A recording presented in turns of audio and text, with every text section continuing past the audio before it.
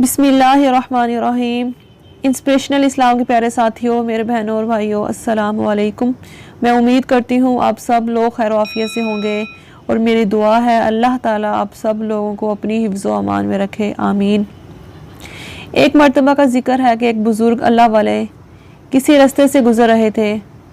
سردی کا موسم تھا، بارش بھی تھی۔ سامنے سے میاں بیوی آ رہے تھے۔ ان بزرگوں کے جوتے سے ایک دو چھینٹے اڑے اور عورت کے کپڑوں پر جا گرے۔ شوہر نے جب دیکھا تو اسے بہت غصہ آیا اور کہنے لگا، تو اندھا ہے، تجھے نظر نہیں آتا؟ تو نے میری بیوی کے کپڑے خراب کر ڈالے۔ غصے میں آ کر اس نے اللہ والے کو ایک تھپڑ لگا دیا۔ بیوی بڑی خوش ہوئی کہ تم نے میری طرف سے خوب بدلہ لے لیا۔ پھر وہ دونوں خوشی خوشی گھر کی طرف چلے گئے۔ یہ اللہ والے آگے چلے گئے۔ تھوڑی دور آگے گئی تو کیا دیکھتے ہیں کہ ایک حلوائی کی دکان ہے۔ حلوائی نے سوچا آج سردی ہے، لہٰذا مجھے اللہ کا جو بندہ سب سے پہلے نظر آئے گا تو میں اس کو اللہ کے لیے گرم دودھ کا ایک پیالہ ضرور پلاؤں گا۔ اب وہ انتظار میں تھا کہ کوئی گزرے اور میں اسے دودھ کا پیالہ پیش کروں۔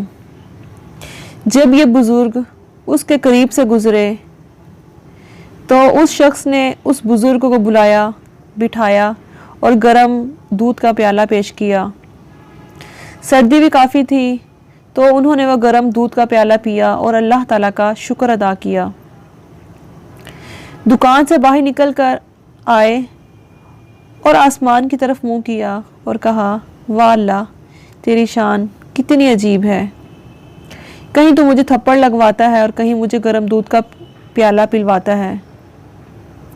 اتنے میں وہ میاں بیوی اپنے گھر کے قریب پہنچ چکے تھے۔